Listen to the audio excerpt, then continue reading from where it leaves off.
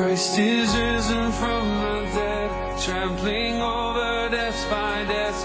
Come awake, come awake, come and rise up from the grave. Boa noite, gente. Muito bom estar com vocês aqui à frente, conversando sobre essa série minissérie, na verdade, que a gente vai conversar essa semana e na próxima. E eu espero que, apesar do tema ser uma grande confusão, depois de 12 domingos vocês não estejam tão confusos assim, mas que ajude aí para a jornada de cada um de nós. Mas antes da gente entrar propriamente no assunto, vamos ter uma palavra, conversar com Deus, fazer uma oração. Deus, nós te agradecemos pelo que o Senhor tem feito nessa noite. Nós somos gratos pelas canções que já cantamos, pelas leituras que já fizemos e pela certeza de que o Senhor deseja falar com a gente e trazer uma palavra para a gente também para a semana. Acima de tudo, nós queremos te pedir, Pai, que o Senhor nos ajude a ter sensibilidade. Sensibilidade para ouvir a Tua voz, sensibilidade para que a gente possa não apenas ouvir, mas também, ao ser desafiado por ela, que nós possamos praticá-la no nosso dia a dia.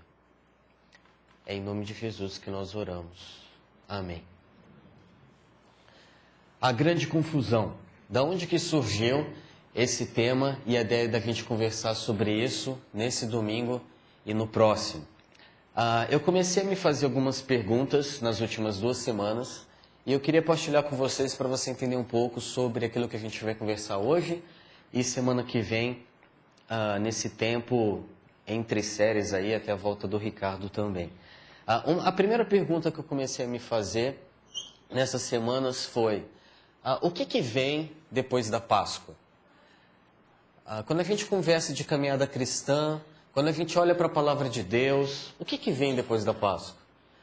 O que vem para a gente em Campinas, início de maio, após um feriado de Páscoa? Quais são os desafios que emergem para a nossa caminhada? Segunda pergunta que eu fiz foi: o que isso tem a ver com a nossa comunidade, com a Chácara Primavera? Depois da gente ter uma série sobre 10 anos de aniversário nosso, e de rever os nossos princípios, valores, e depois de uma série conversando sobre cristianismo 1.0, sobre a essência daquilo que nos envolve, para onde a gente vai agora? O que a gente pode caminhar pensando depois da Páscoa que tem a ver com a nossa comunidade, mas também eu comecei a me perguntar o que isso tem a ver comigo, com o meu momento de vida, com a minha família, com as situações que me envolvem. E pensando nisso, eu fui para alguns textos da Bíblia, do final dos Evangelhos e de Mateus, e eu comecei a fazer algumas investigações. Eu comecei a me perguntar o seguinte: o que acontece nos textos finais do Evangelho, em Mateus 28, em Marcos 16, em Lucas 24, em João 20, 21, ao longo de todo o livro de Atos, que são os textos que vêm depois da Páscoa? O que acontece nesses textos finais que pode ter a ver com a minha e com a sua vida? E eu cheguei a 2 constatações nesses textos. A primeira delas foi que existe uma presença de confusão. Quando você olha para o texto após Páscoa, após a ressurreição de Jesus, a gente começa a ver que vai uma pessoa ao túmulo e não encontra Jesus. Depois vai outra e não encontra. Uma vê um anjo, outra vê 2 anjos. Um evangelho fala de um anjo, outra fala de 2. João vai correndo tentar identificar isso. Pedro também vai. Pedro perde a corrida, mas entra antes no túmulo. Aí naquela confusão toda, eles se reúnem em casa, eles estão andando a caminho de Emaús. E em meio a tudo isso, eles estão confusos. E essa confusão vai se propagando e vai acontecendo novamente ao longo do livro de Atos, de diferentes formas. Mas eu percebi também que essa confusão envolve um ciclo. Começa com uma confusão, mas a partir dessa confusão algumas coisas começam a acontecer na vida dessas pessoas. E a partir daí eu comecei a identificar que existe um ciclo que começa com confusão, que acontece algumas coisas e retorna à confusão. Eu queria conversar com vocês um pouco sobre esse ciclo, pensando em como, no final do Evangelho e em Atos, começa essa confusão. Primeira parte, quando você vê a confusão, você vê que envolve pessoas que não estão compreendendo o que está acontecendo. São pessoas que estão lidando com situações que elas não esperavam, ou que elas não tinham entendido, e elas anseiam por respostas. Elas estão desorientadas, e em meio a essa desorientação e incompreensão, elas são pessoas que são acusadas e são pessoas que são perseguidas. E em meio a esse contexto, as dúvidas permanecem. A confusão se instaura, às vezes nos discípulos, às vezes em algumas famílias, e eles não sabem para onde ir, não sabem o que fazer, em diferentes situações. Mas a confusão não é o final. A confusão é só o começo, porque diante da confusão, eles têm duas opções. Primeira opção, vão partir para a solução. Só que é interessante anotar que eles não partem para a solução, diferente de muitas vezes o que acontece comigo e com você. Eles partem para uma disposição. Que disposição que eles partem? Uma disposição de aguardar por Deus. O que Deus quer mostrar para a gente com essa confusão toda? Onde que Ele está em tudo isso? E de certa forma eles anseiam pelo que virá. Para onde que a gente vai caminhar? Em meio a isso, é incrível ver que a disposição que eles têm de ouvir. Eles estão com uma postura de se submeter à voz de Deus e eles têm uma grande sensibilidade. Eles procuram estar sensíveis ao que Deus está falando, ao que Deus está querendo mostrar para eles. Eles estão confusos, eles não têm as respostas, eles têm dúvidas. Mas antes deles procurarem solucionar as dúvidas, eles se dispõem a sentar, esperar, conversar com outras pessoas que também estão confusas e dizer o que Deus está querendo mostrar com tudo isso.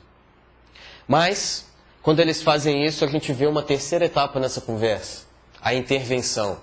É incrível ver como, em meio à confusão, eles têm uma disposição de buscar Deus, e não é que Deus intervém, não é que Deus começa a falar com eles, não é que em determinadas situações eles têm uma orientação do Espírito Santo, eles obtêm direção para a vida deles, eles começam a encontrar respostas, e mais, eles começam a ter esclarecimentos. Agora a gente sabe o que a gente deve fazer. Deus está começando a dar direção para a gente. E aí talvez o que emerge no meio do que eles estão vivendo é, mas como a gente vai conseguir fazer isso? E é incrível que junto ao esclarecimento, as respostas e tudo aquilo que eles obtêm, vem algo a mais, o encorajamento. Deus fala, eu estou com vocês, vocês não estão sozinhos. Existe confusão, vocês se dispuseram a me ouvir, saibam que eu estou com vocês.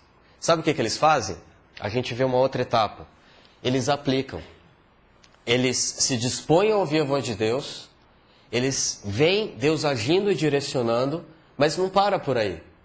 Eles se dispõem a ter atitudes, eles se dispõem a servir as pessoas que o cercam, a seguir a voz de Deus, eles se dispõem a se mobilizarem e eles se engajam numa missão.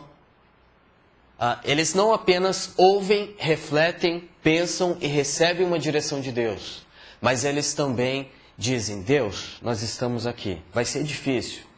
A gente não vai entender totalmente, a gente não está entendendo totalmente, mas a gente acredita que a sua voz está caminhando nessa direção. O Senhor tem mostrado através de fatos, através de pessoas, através das Escrituras, de diferentes formas, e nós vamos agir. E nós vamos seguir a sua voz. E eles fazem isso. E à medida que eles fazem isso, que eles se engajam, é incrível como surge uma última etapa nessa conversa. O ministério amplia. O que Deus está fazendo na vida deles, das pessoas que o cercam, é ampliado. Novas pessoas se achegam e compreendem o que é o Evangelho. Novas pessoas são desafiadas e a gente vê um ministério que cresce, a gente vê novos desafios que emergem, porque se o ministério cresce, por exemplo, em Atos 1 e 2, como que você vai lidar da noite para o dia, à medida que você ouve Deus, você fala a multidões e 3 mil pessoas se convertem da noite para o dia. Como que você vai organizar a igreja? Novos desafios emergem. Para onde a gente vai a partir daqui?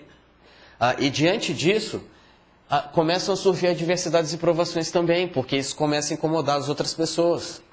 Começa a incomodar muitas vezes a economia de uma cidade, começa a incomodar pessoas que se enriquecem em detrimento de algo que elas se beneficiavam. Por exemplo, numa das cidades tem uma pessoa endemoniada e ela tem espírito de adivinhação.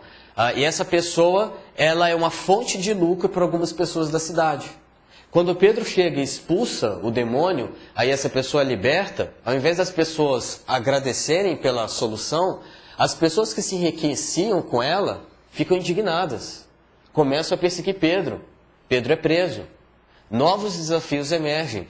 O que acontece são pressões externas e acontece sim, por outro lado, resistências. É incrível como uma mensagem que não envolve a execução de poder, mas envolve amor na direção das pessoas, incomoda.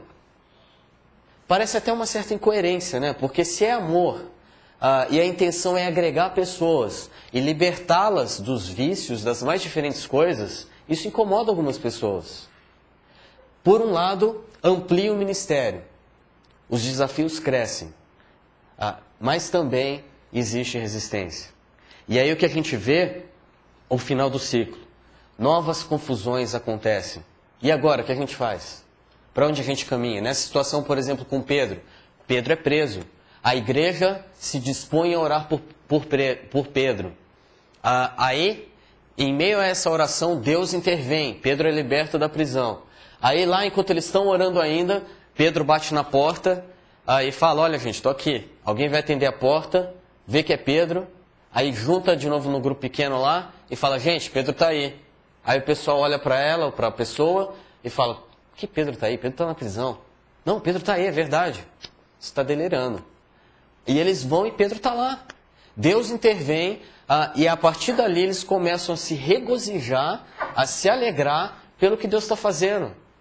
Amplia o ministério, nova confusão. E esse ciclo vai se repetindo ao longo do livro de Atos.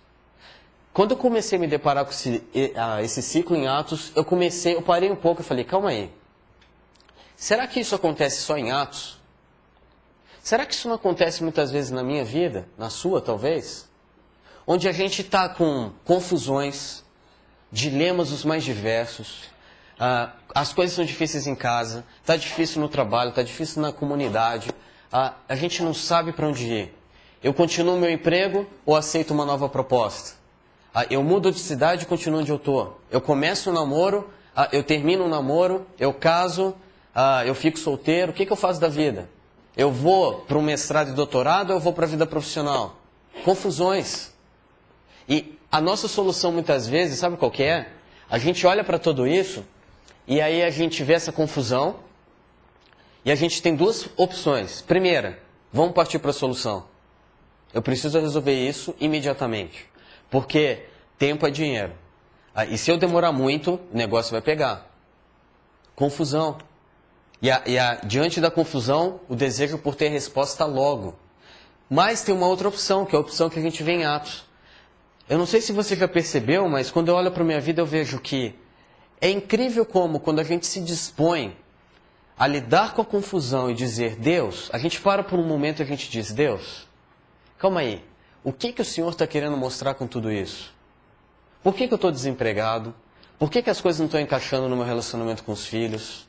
E a gente fala, Deus, me ajuda.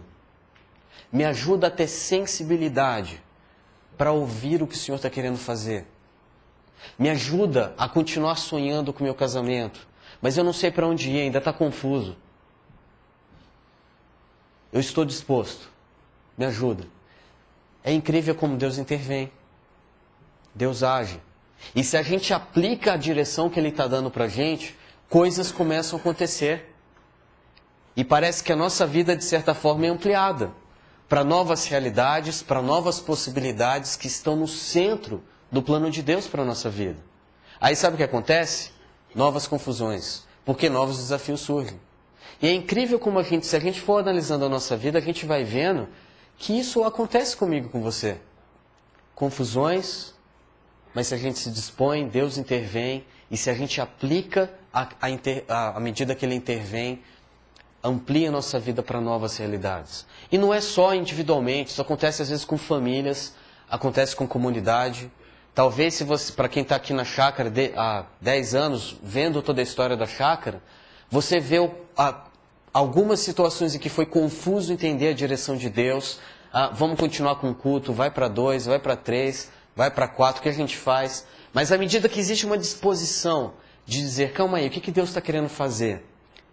Deus vai intervir.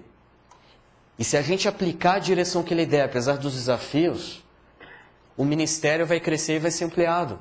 Vocês são prova disso aqui.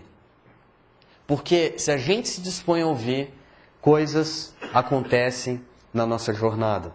E nesse sentido, eu queria partir com você lá para algo da primeira confusão pós-Páscoa, onde Jesus ressuscita e as pessoas nem entendem direito o que é esse negócio de ressurreição. Aconteceu, não aconteceu, teve anjo, não teve anjo, teve quantos anjos, quem que viu, Maria Madalena está alucinada, aconteceu, não aconteceu. E é engraçado que, interessante na verdade, que ao longo desse processo, Jesus vai conversando com algumas pessoas e dizem, olha, reúnam os discípulos e falem para que eles se dirijam para Galiléia. E à medida que eles se dirigem para Galiléia, tem algo que Deus quer falar ali para eles a respeito de terem respostas para essa grande confusão, na direção de uma comissão. Se você não é cristão, talvez esse negócio de comissão é uma coisa complicada para você, porque comissão, a primeira coisa que você pensa é, eu tenho um salário e eu posso ter uma comissão adicional para ganhar algo se eu quiser seguir Jesus. Não é isso que o texto fala, mas na verdade a ideia de uma missão em comum para nós, Deus falando algo para nós, Jesus falando algo para nós, procurando dar direção para a nossa vida. Em meio à confusão, a voz de Jesus, que procura dar essa direção para nós. E olha só o que o texto fala quando eles são levados ali para Galiléia, quando eles vão para Galiléia. Mateus 28:16 começa assim: os 11 discípulos foram para Galiléia, para o monte que Jesus lhes indicara. Jesus começou a se encontrar com algumas pessoas e ele falou para essas pessoas, olha, vão para o monte lá da Galiléia, que lá eu tenho uma palavra para os discípulos. E o interessante é notar que, em meio a essa confusão, quando viram, o adoraram. Mas não é todo mundo que adora. Alguns duvidaram. Diante da confusão, existe uma certa dúvida. Então Jesus aproximou-se deles e disse, foi-me dada toda a autoridade nos céus e na terra. E ele disse após morrer e ressuscitar. Depois o texto termina dizendo, portanto, diante dessa autoridade que eu tenho, vão, façam discípulos. Aonde? De todas as nações, em todas as nações, batizando-os em nome do Pai, do Filho e do Espírito Santo, ensinando-os a obedecer a tudo o que eu lhes ordenei. E nessa difícil tarefa, eu estarei sempre com vocês, até o fim dos tempos. E a partir desse momento em que existe uma confusão, mas ele se dispõe a começar a compreender a voz de Deus que direciona, essa confusão que caminha na direção da comissão, parte da cruz, está nos evangelhos, mas alcança Atos, e começam a acontecer esses ciclos, e à medida que isso acontece, e eles vão se submetendo a essa comissão, Deus começa algo, através dos 11 discípulos, ali em Jerusalém, no começo de Atos você vê isso, depois é ampliado para a Judéia e para Samaria, as regiões próximas ali onde ficava Jerusalém, e mais, até os confins da terra da época. Atos termina com Paulo em Roma, alcançando o centro econômico e político da época. E nessa situação a gente vê que depois a igreja continua crescendo, sendo ampliada, novos desafios emergem e as cartas que vêm depois do Novo Testamento mostram esse aspecto desse cenário de ciclos de confusão que vão acontecendo, e em meio a tudo isso, basicamente o que acontece é o seguinte nesses ciclos. A gente precisa compreender ou relembrar algumas coisas. Primeiro, quem é Jesus? Porque a gente está correndo o risco de esquecer. E à medida que eles são relembrados, as cartas mostram muito isso, eles são desafiados a outra coisa. Quem que nós vamos ser a partir de quem Jesus disse ser, Jesus disse que ele é. Se Jesus é Filho de Deus que ele disse ser, quem que nós vamos ser? E em meio à confusão, eles começam a encontrar respostas. Mas tem um desafio ainda maior, que mina o progresso desse evangelho, que são falsos ensinos e falsos ensinadores. Isso não é coisa do século XXI. Não é coisa de igrejas que surgem hoje querendo usar pessoas e se enriquecer delas. Isso é coisa que vem lá do passado. Pessoas que, quando vem uma oportunidade, não estão nem aí se envolve Bíblia, igreja ou vida de pessoas. O que elas estão preocupadas é em ter poder e se beneficiar. E isso vem desde aquela época. E Paulo vai escrever cartas e cartas, Pedro e outras pessoas, mostrando, gente, em meio a essa confusão, vamos manter o foco. Não mudem o ensino, permaneçam diante da minha voz. E as coisas vão começando a acontecer. Mas envolve essas três realidades que vão alcançando até Apocalipse. E sabe o que você começa a perceber? Que eu e você, a gente está dentro desse negócio. Porque Apocalipse, se a verdade ainda não aconteceu, significa que a gente vem antes disso. Ou seja, esses ciclos de confusão não aconteceram apenas ali. Mas ainda continuam acontecendo e alcançando eu e você. E eu queria pensar aqui com você brevemente em alguns desses pontos de confusão atual. Por exemplo, olhando para a raça dos crentes. Muitas vezes essa confusão alcança a nossa vida e ao invés da última série de Cristianismo 1.0, a gente começa a se perder nisso e aí começam a surgir alguns tipos de crentes. Eu queria partilhar com vocês alguns deles. Eu comecei a organizar aí nos últimos anos, o que alguns iam passando por e-mail e outros que foram surgindo, e eu queria mostrar um pouco porque eu acho que mostra esse aspecto da confusão atual que a gente passa. Por exemplo, o crente 6 horas. Não é o crente que frequenta o Paineiras nem o Alphaville às 6 horas da tarde, não é esse. Na verdade é o crente que diz, 6 horas por mim. Porque ele não é o crente que ora. Existe um pastor que ora por ele, existem alguns presbíteros, existem pessoas mais próximas de Deus que oram, mas ele não ora. 6 horas por ele. Existe também o crente bolo. É aquele crente que está dentro quando tem festa. Tem bolo, ele está lá. Mas depois que acabou, ele volta para a vida dele. Ou ainda o crente girafa. Ele consegue, talvez não seja até muito difícil em algumas situações, mas ele consegue estar presente aqui, mas o pescoço e a cabeça estão lá fora. Porque ele consegue estar com o corpo no lugar, mas por ter pescoço grande, ele consegue se conectar a outro lugar. Ou ainda, o crente celular. Essa é um pouco mais antiga, mas talvez se aplique um pouco a gente. Para quem é da época aí de surgimento de celular, você sabia o quão difícil era ter sinal e vivia chiando, né? E tem uns crentes que são assim. É difícil pegar sinal, é difícil compreender, não são efeitos especiais, e fica chiando o tempo inteiro. Crente celular. Ou ainda, o crente drogado. O que é o crente drogado? É aquele que precisa da seringa do próximo evento religioso para ter uma sensação de prazer e se sentir melhor. Aí o que ele faz? Ele está em busca de acampamentos, de congressos, de cultos onde ele pode ser abençoado. Aí, à medida que ele é abençoado, ele tem a seringa para a semana do prazer. E aí ele aguarda até o próximo domingo, o próximo final de semana, para que ele possa ter a próxima seringa. E ele vive sensações de prazer. Ele vive de acampamentos a acampamentos, mas saiu disso, Deus não tem nada a ver com ele.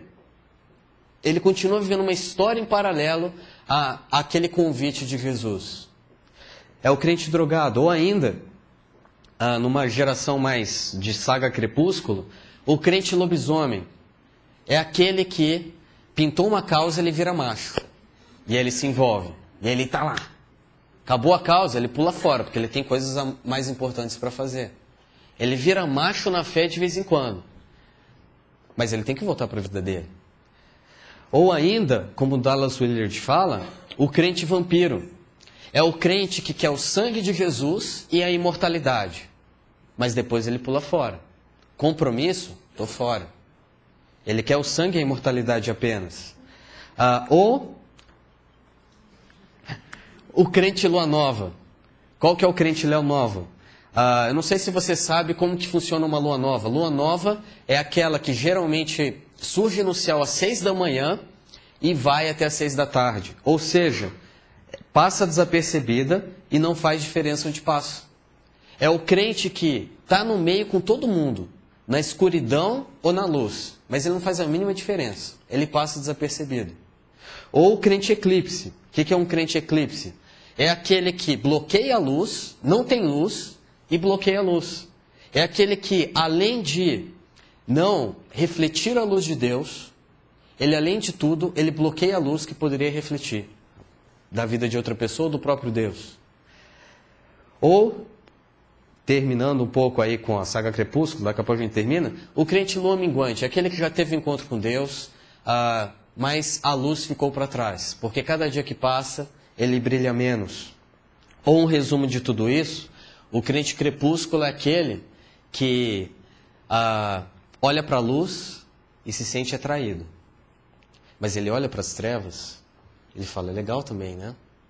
Ele é aquele que gosta da luz, mas flerta com as trevas. E ele não se decide se ele vai seguir Jesus ou se ele vai para as trevas. Então ele fica no meio termo.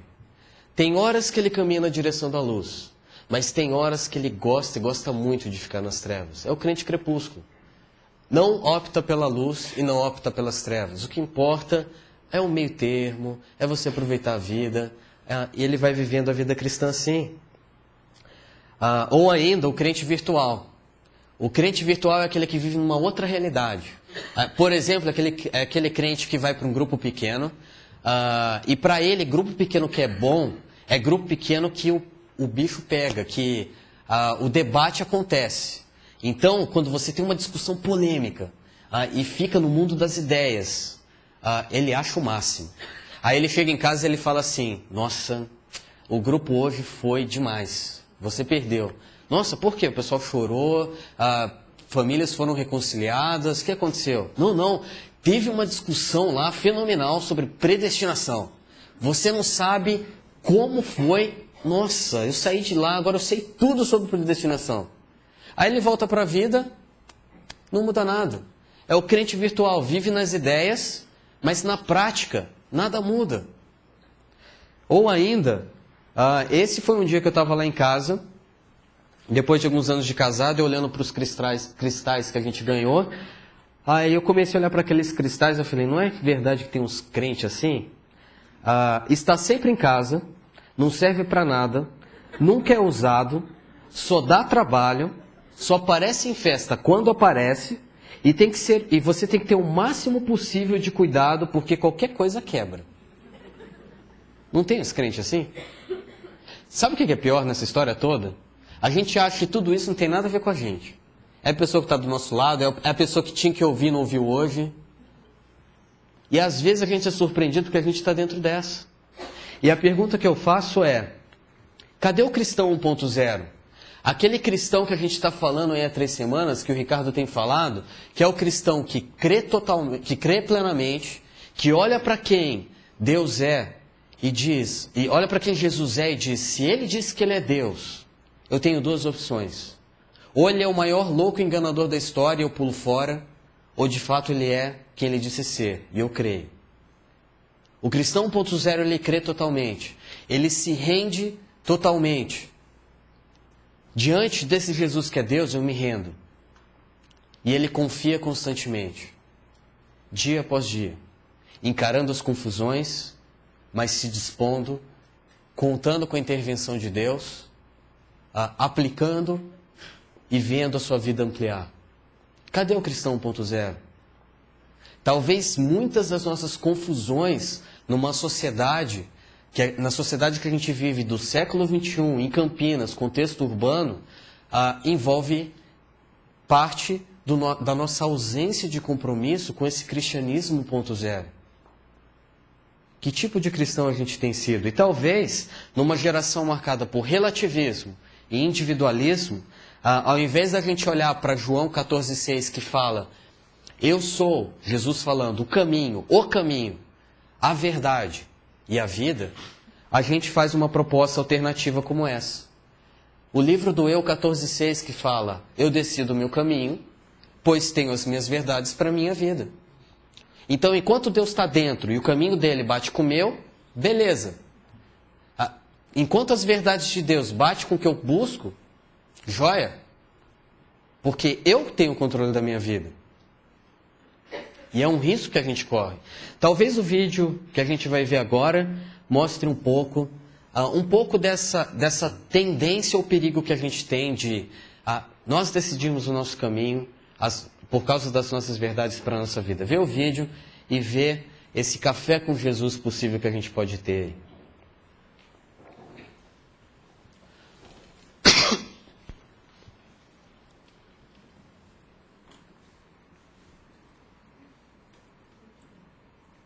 Crazy, you know. That's no problem, Chuck. I'm just glad. I'm glad I made it too. But listen, let's get down to business. I have a lot of work here. A lot of requests. First things first, Pastor and his wife are at a conference. Keep them safe. Not a fan of the assistant pastor. The less he preaches, the better. What else? Ralph, his wife, is getting a tattoo removed. It's a stupid college party way back when. You know how those things go. It's in a real painful spot. I'm not a fan of football here, but my friend is. And if I could have 2 tickets to take him to show him how cool I am so he'd be my friend some more, that'd be great. My dog Nibbles has a gimp leg. Jiminy crickets. You know, now that I'm thinking, I could use a new jacket. I'm getting fuzzies all in this one. Please bless my sister, my mother, my father. Our Father who art in heaven, my neighbor, Cindy, hallowed be thy name. Can you sort of train my church to clap on 2 and 4, please? 1 and 3, this is not disco, people. This is serving the Lord. The guy who brings in my shopping cart from the thing, something I can do to get a raise. Can you read what I wrote here? I think I was dreaming. Bless the Secretary of State, the Secretary of Agriculture, the Secretary of Secretaries. Bless their secretaries. Thy kingdom come. And that's what bothers me about my mother.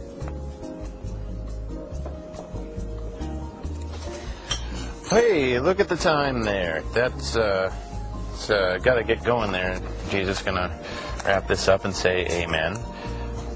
Amen. Been a pleasure praying with you. It's fine evening. I'll be talking with you. Have a good day.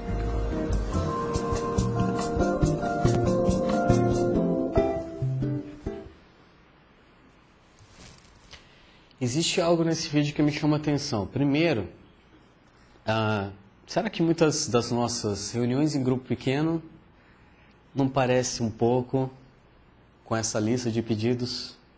É incrível como a gente pode ver nada de errado em colocar aquilo que a gente anseia diante de Deus, mas será que muitas vezes a gente não corre o risco de fazer de Deus um assistente para aquilo que a gente deseja? Porque, por exemplo, quando a gente olha para Paulo e as orações que ele faz, a gente vê Paulo, por exemplo, orando diversas vezes nas cartas. Ele fala: eu oro para quê? E o que vem em seguida não tem nada a ver com a vida dele. Pelo menos não diretamente. Ele não ora para ser liberto da prisão. Antes, ele ora para que Deus ajude a compreender, que Deus o ajude a compreender a missão dele na prisão. É incrível como, às vezes, a nossa aproximação de Deus tem muito a ver com aquela frase: Deus, como eu decido o meu caminho e eu tenho as minhas verdades para a minha vida, a gente vai com a lista. Uma segunda coisa que me chama a atenção nesse vídeo, que pode passar de ser desapercebido, é o final. No primeiro movimento de Jesus na direção daquela pessoa,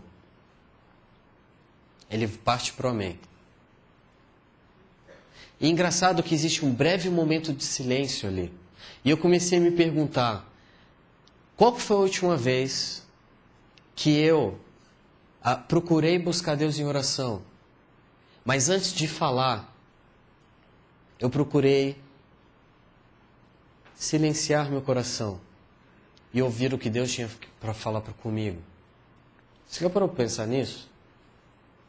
O quanto muitas vezes a gente pode cair no perigo de ter muito para falar para Deus, mas a gente não encontra respostas para as nossas confusões porque a gente não se dispõe a ouvir Deus. E aí um cristão sem cruz, um cristão 1.0 ausente, gera uma igreja ausente. Onde que está a igreja 1.0? A igreja que crê plenamente, rende-se totalmente, não de um modo pontual, mas confia constantemente na mão de Deus, no agir dele. Talvez aí a gente entenda um pouco da confusão nas igrejas de hoje, onde ao invés de Mateus 28, 18 a 20, a gente tenha, por exemplo, um livro da instituição 28, 18 a 20, que fala o seguinte: fiquem e façam atividades e eventos, batizando os filhos dos pais que estão na igreja sem o Espírito Santo, ensinando a guardar todas as regras que eu vos tenho ordenado, e eis que a religiosidade estará com vocês para todo sempre. Cristão sem cruz gera uma igreja sem cruz. Se a gente se aproximar de uma igreja com máscaras, achando que a gente é mais santo do que o outro que está do nosso lado, achando que pelo fato da gente ser bom, ou a gente parecer ser bom, a gente é mais santo do que alguém ou merece mais Deus, começa a gerar uma igreja de religiosidade, de atitudes que na verdade não refletem a cruz. E cristãos sem cruz gera uma igreja sem cruz. E uma igreja sem cruz gera um mundo que não conhece a cruz. E se a gente quer partir para a direção de ter respostas, é interessante refletir sobre isso. Talvez esse próximo vídeo mostre um pouco sobre esse aspecto do perigo que a gente corre de se aproximar de uma comunidade, de um caminhar com Deus, mas sem compreender aquilo que Ele quer para mim e para você. Veja o vídeo. You get it? It's an interrupting cow. He interrupts. That's what he does. He's a moo, right? That is so dumb. It's a knock Dumb. It's joke. funny. The Lord is my shepherd. I shall not want. He makes me lie down in green pastures. What are you doing? It's me. It's Jesus. Lord, we take up our cross every day for you. Oh, thank you. But the cross is where it begins, not end. Thou art the beginning and the end, Lord, Alpha and Omega. It's all about you, Jesus. Guys, I just want you to be real with me. You are the air I breathe. You are the air I breathe. Drew, I think it's great when you worship me. Oh, yes. Praise you, Lord Jesus. It's just that sometimes it feels like you're putting on a show. Oh, Jesus, please forgive me for putting on a show and being fake. Okay, I forgive. Oh, praise you for your grace, Lord Jesus. Thank you. Guys, just say what you would normally say. Praise Alleluia.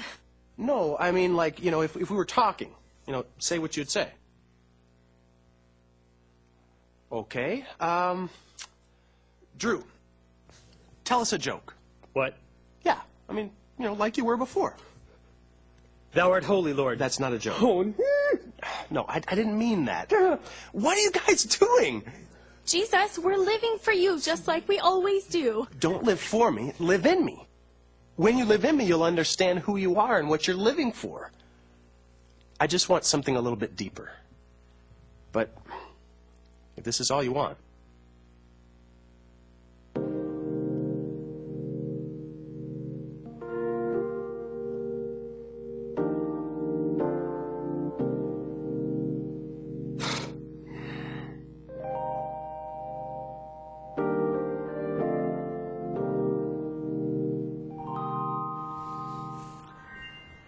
O que eu acho interessante nesse vídeo é que quando você olha para o Drew, ele tá de saco cheio, mas ele dá o sorriso. Você já percebeu como às vezes a gente pode iniciar uma caminhada cristã e ser o crente chato, mala? A gente começa a cultivar uma religiosidade, uma aparência, a gente não sai do lugar. Contar piada é errado. Sair com amigos é errado. Tudo é errado. Não pode fazer nada.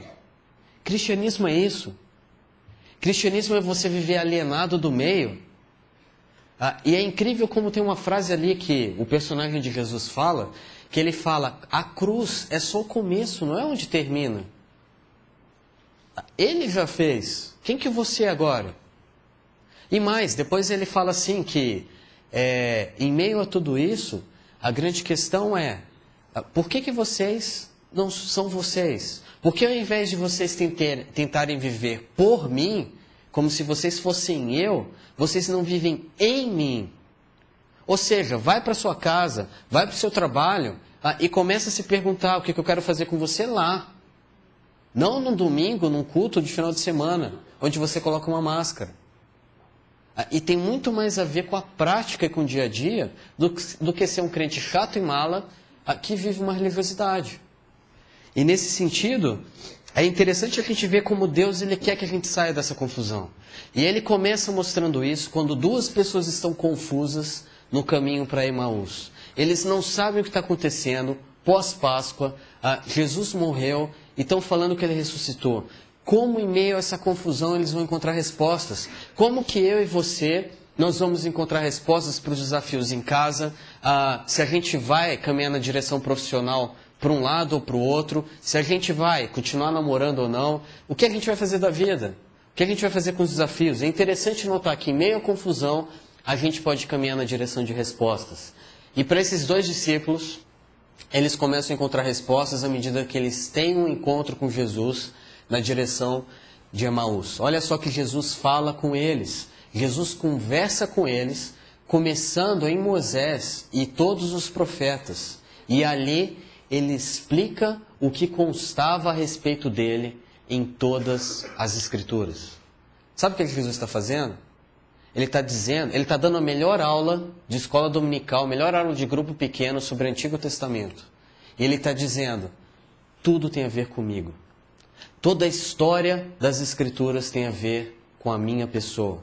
E ele confirma isso um pouco mais para frente, quando não mais 2 discípulos, mas os 11 discípulos estão juntos.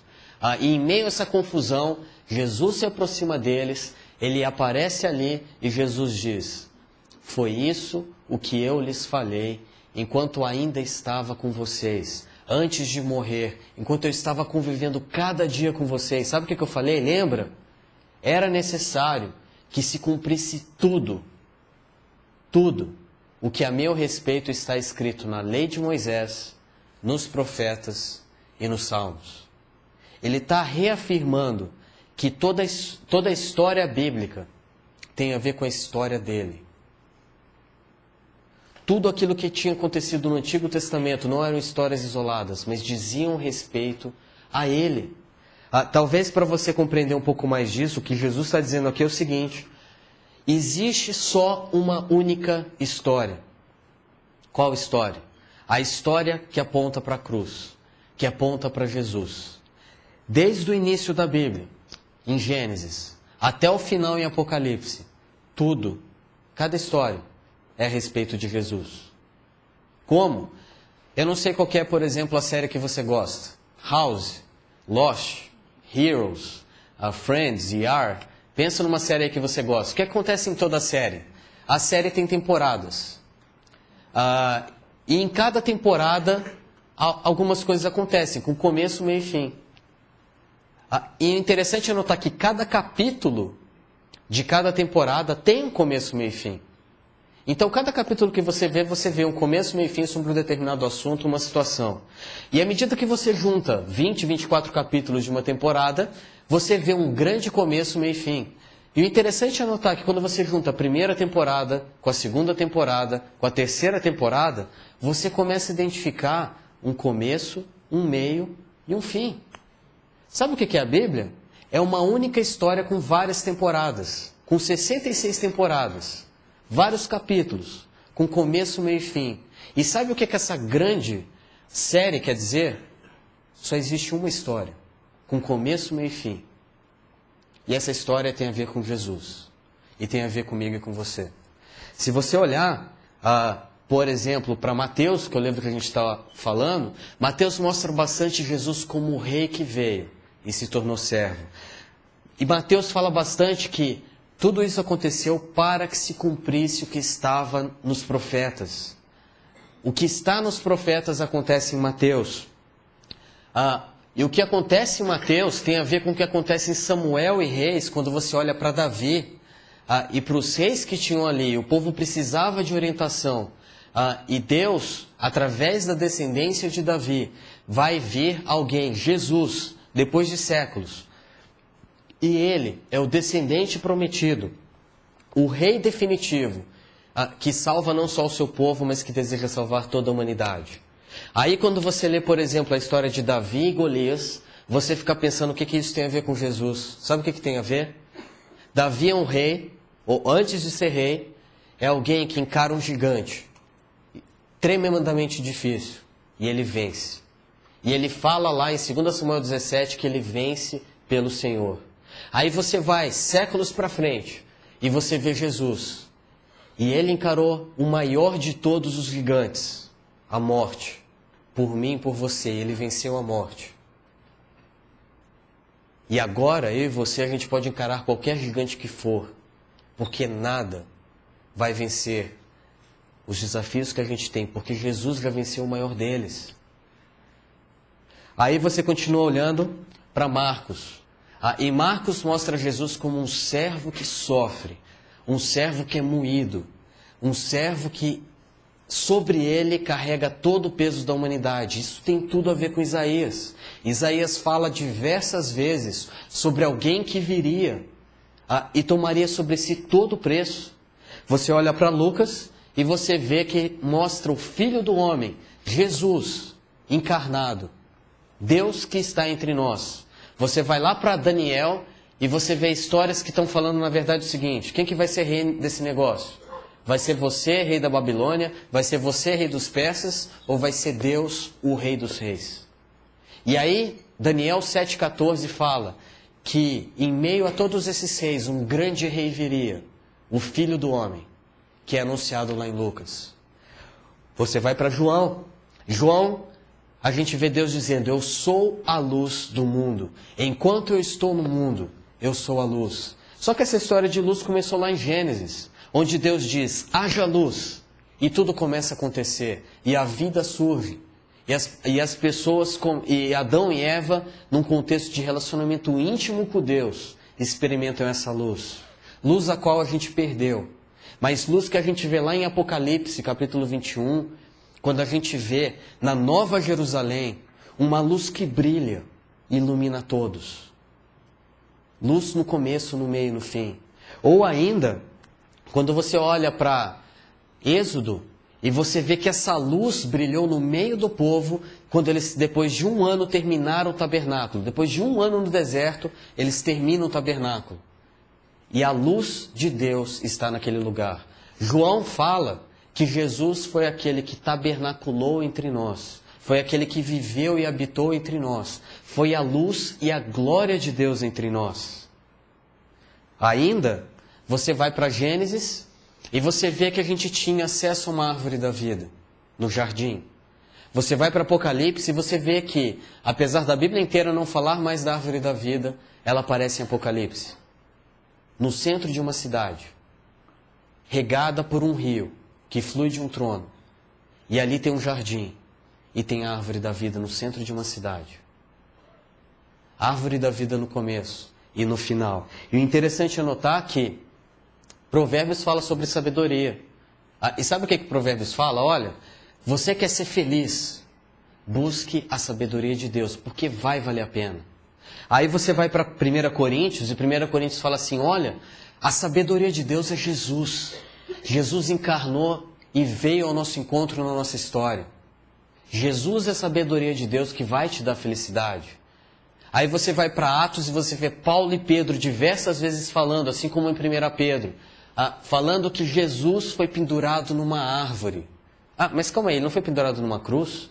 É interessante notar que o texto usa madeiro para a nossa tradução, mas no grego a palavra tem a ver com árvore. No inglês se traduz assim: Jesus foi pendurado numa árvore. Para quê? para que Ele concedesse vida.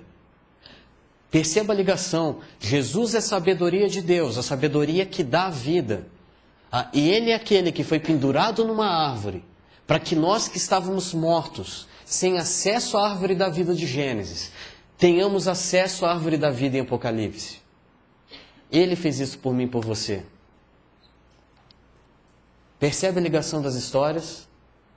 Ou ainda, quando a gente olha para Levítico e a gente vê um livro extremamente difícil de fazer devocional. Aliás, eu desafio você, se você vai conseguir ler Levítico e ficar fazendo devocional dele, porque é difícil esse negócio. Fala de sacrifício, outro sacrifício, mas não sei o quê. O que isso tem a ver com Jesus? Daniel, você está forçando a barra. Aí você vê sacrifício de oferta pela paz, oferta pela comunhão, e tem hora que é pomba, tem hora que é gado. Eu, se fosse hebreu, ia ficar louco. Eu tenho que ter um rebanho grande, eu tenho que saber cada hora qual que é o sacrifício certo nessa história. Interessante anotar que quando você vai para Hebreus fala que não tem mais sacrifício, porque Jesus foi o último sacrifício. Não tem mais oferta pela paz, porque Ele foi a oferta pela paz definitiva. Não tem mais oferta pela comunhão, porque a gente tem comunhão através de Jesus encarnado, que veio ao meu e ao seu encontro. Não tem mais Yom Kippur, que é onde tem um bode expiatório que sai da cidade levando os pecados da nação, porque Jesus veio a mim e a você. Ele entrou em Jerusalém e Ele carregou os pecados do mundo inteiro. Em Jerusalém, saindo da cidade e sendo sacrificado fora dela, para que eu e você, a gente tivesse acesso à nova Jerusalém. Você percebe como a Bíblia, aí a gente podia continuar a noite inteira falando disso, a Bíblia é uma única história, e enquanto não cai a ficha, que são diferentes temporadas de uma grande série que faz parte da minha e da sua vida, a gente vive religiosidade, a gente vive a nossa história em paralelo à história de Jesus. E o interessante nisso tudo é que eu estou aqui. Você está aqui, ó. Apocalipse não aconteceu ainda. Em outras palavras, você está dentro da Bíblia. A sua história não é um apêndice fora dela. Mas o que está acontecendo na história, em todo esse meio de grande confusão, Deus está agindo na minha e na sua história. Tá, Daniel, o que isso tem a ver comigo amanhã para segunda-feira? Você vai ter duas opções. Construir a sua história achando que isso daqui não tem nada a ver com você. E você vai continuar tentando solucionar os problemas em casa e fora de casa. Os relacionamentos. Mas qual que vai ser o propósito de ter uma família ou de não ter?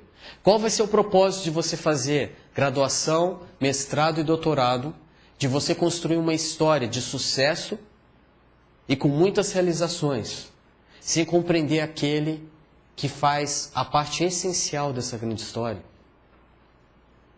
Você não está sozinho na sua história, sabe por quê?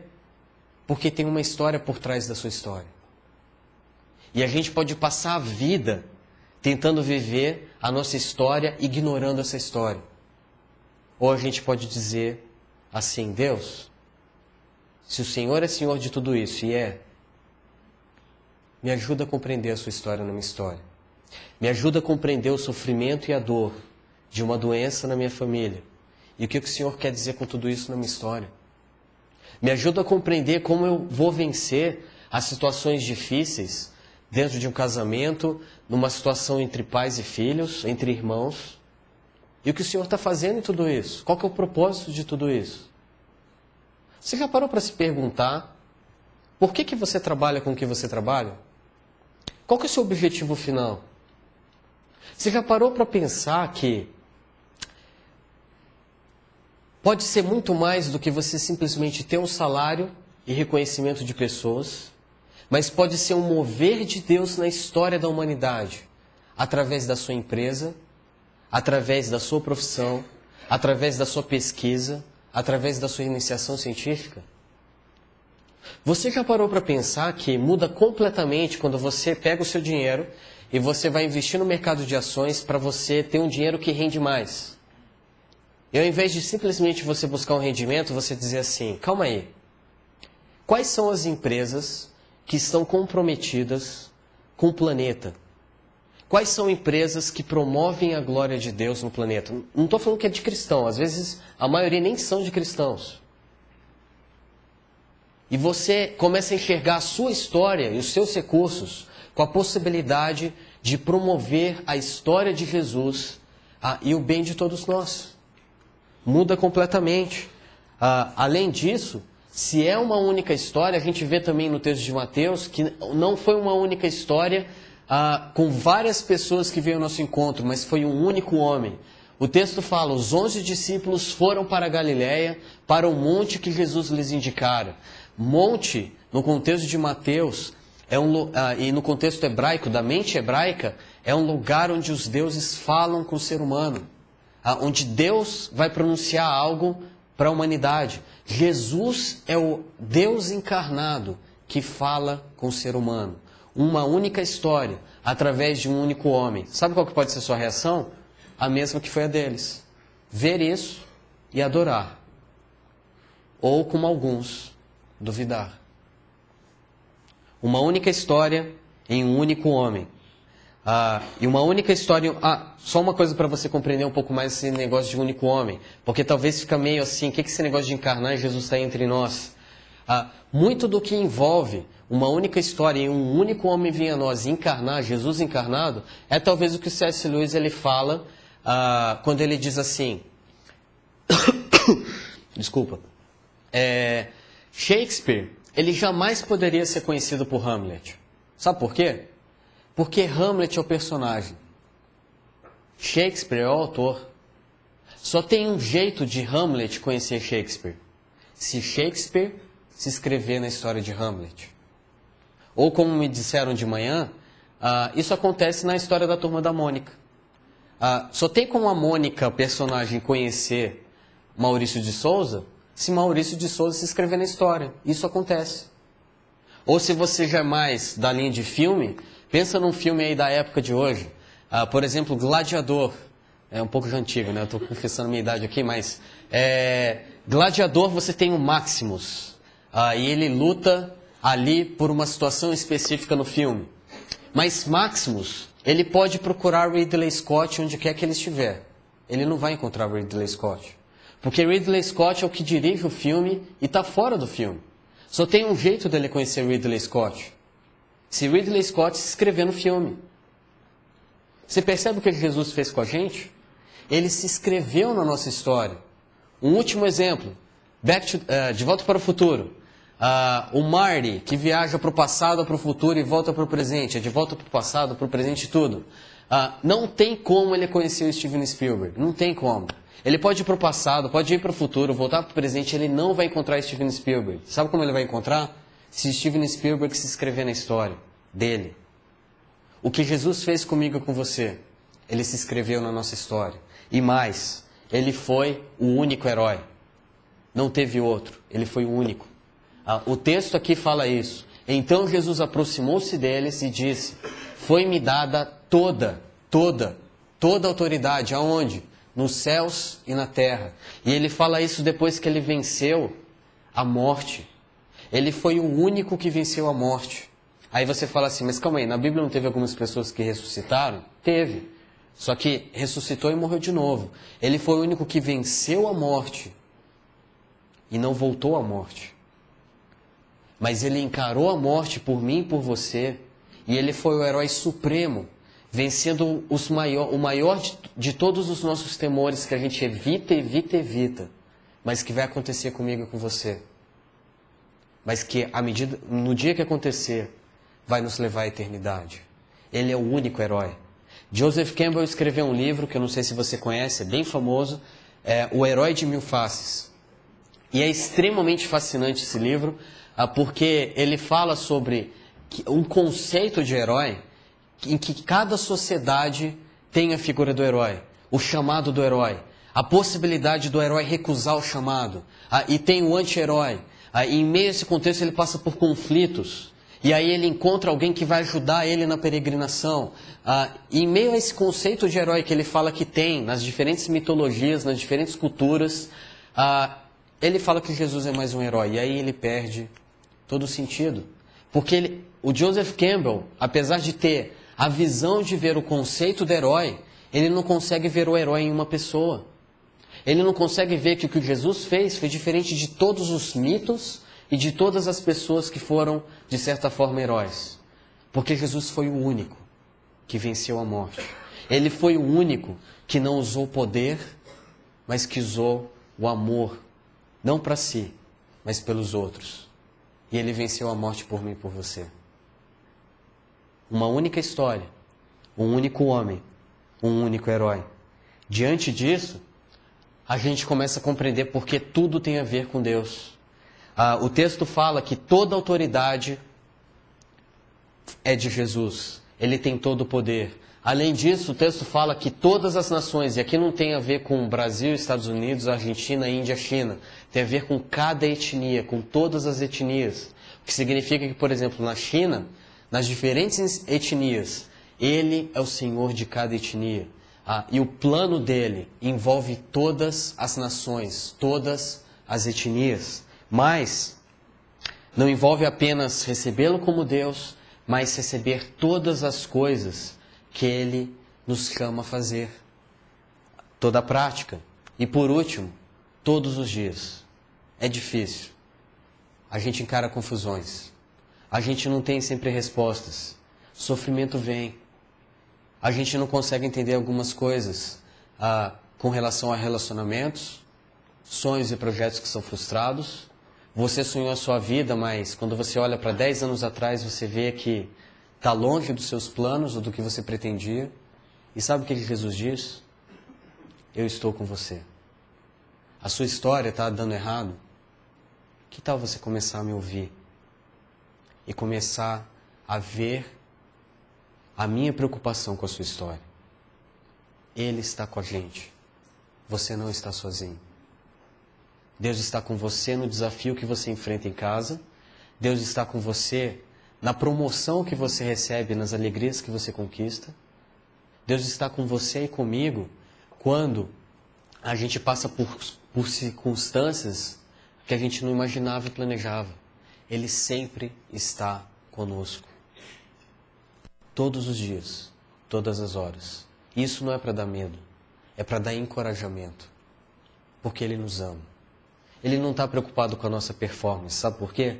Ele está preocupado, Ele olha para a performance de Jesus. Jesus fez tudo. Você não precisa vir numa igreja para ser salvo. Você não precisa fazer coisas, seguir 5 passos, 10 passos para você ser salvo. Sabe o que você precisa? Ser o cristão 1.0. Que crê plenamente, rende-se totalmente e confia constantemente. Que você não tem as respostas assim como eu não tenho. Que a gente tem sim confusões e que a gente precisa de Deus. E aí, talvez a gente possa caminhar para aquele que é o caminho, a verdade e a vida. O caminho na história, a verdade de um homem e a vida de um herói que se deu por mim e por você. E sair de uma grande confusão e começar a compreender uma grande comissão.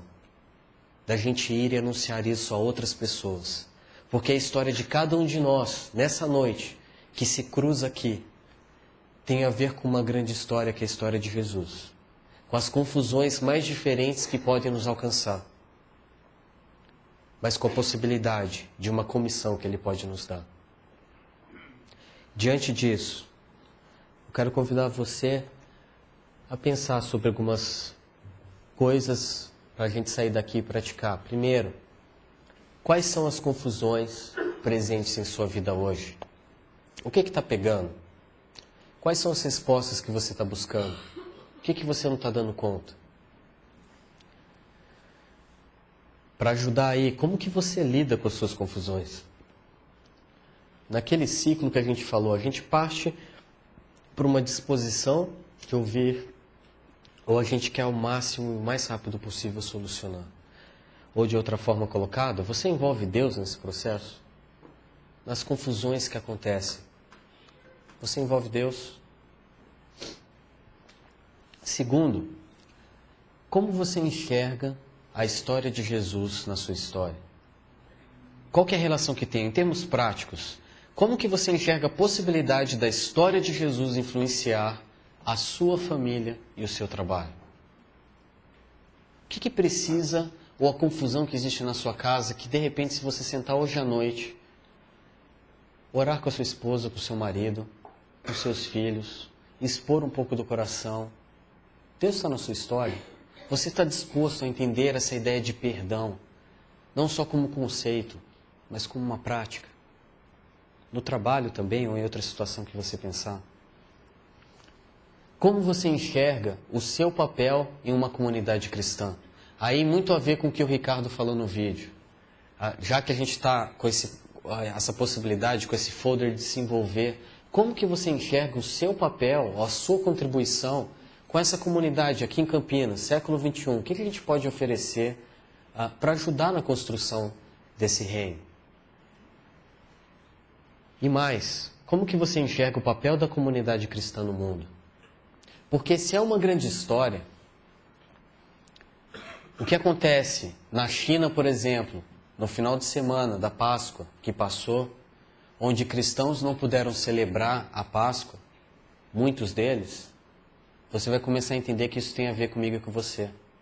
Você que está na internet, você vai começar a entender que aonde você está tem a ver com a gente, aqui em Campinas. Eu não sei quantos conhecem algumas pessoas que participam com a gente pela internet, mas a gente tem, por exemplo, a Gisele e a Cláudia, lá na Bósnia, algumas pessoas na Austrália, o Salatiel na Espanha, o Juliano no Canadá. E todas essas histórias têm a ver com a minha e com a sua história. E tem a ver com esse reino.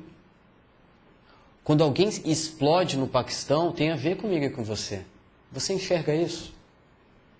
Como que você enxerga a história de Jesus em relação à sua história da comunidade cristã no mundo? E para esse grande e gigantesco desafio, que não é individual, mas é comunitário, aceite o desafio de seguir Jesus, sendo conduzido da confusão à comissão, através da certeza da sua presença, que está sobre mim e sobre você, mas que também está ao nosso lado. A gente pode caminhar das confusões mais diversas que a gente tem na direção de respostas de uma comissão, se a gente seguir Jesus, ouvir a sua voz e crer plenamente, rendendo-se totalmente, confiando constantemente. E assim, não ser aqueles tipos de crentes, mas ser o cristão 1.0, imperfeito, mas que é perfeito através de Jesus, porque Ele é perfeito por nós.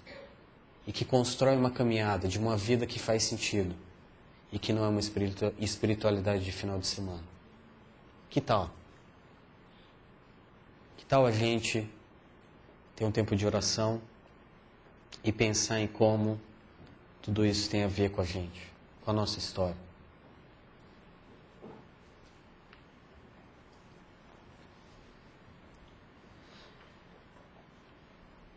Deus, a gente orou inicialmente para que o Senhor nos desse sensibilidade para ouvir a Tua voz. E verdade é que muitas vezes a gente pode ter reflexões, ponderações, esclarecimentos, mas não ter a sensibilidade para ver o Teu mover na nossa história, no que está acontecendo hoje, nessa noite, ao longo dessa semana que passou, na nossa história, em como isso tem relação com a sua história. Nós te pedimos que nessa noite o Senhor nos ajude a enxergar um pouco mais dessa grande história, do Senhor vindo ao nosso encontro, do Senhor nos amando e do Senhor se preocupando conosco, caminhando ao nosso lado, em meio a sofrimentos e dores, em meio a provações e adversidades, mas também em meio a promoções, a vitórias, a alegrias, a bênçãos. Ajuda-nos a enxergar a sua história na nossa história. E ajuda-nos a caminhar das confusões que passamos, para compreender a sua comissão a nós. Toque em nossas vidas. Ajuda-nos a ter sensibilidade nessa noite. a ver o Senhor como o farol que nos ilumina nas confusões, o farol que é a luz na nossa escuridão e que nos ajuda nas mais diferentes situações. Que o Senhor seja o centro, que o Senhor nos ajude a identificar a sua presença se movendo na nossa história. É em nome de Jesus que oramos. Amém.